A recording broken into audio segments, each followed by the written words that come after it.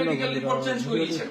আমি ওর ফ্যামিলিকে দিয়ে এনএইচআরসিতে অ্যাপ্লাই করা ন্যাশনাল হিউম্যান রাইটস কমিশনে এসআইকে।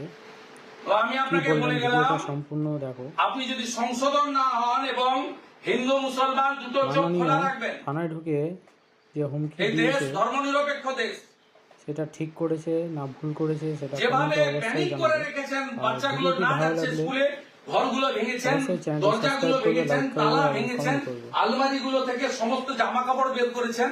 আপনার লোকরা 12টা থেকে 2:30টা পর্যন্ত ওই পাড়ায় আমার সামনেই তো ফোর্স দেখলাম, হাউস গার্ড তো দেননি।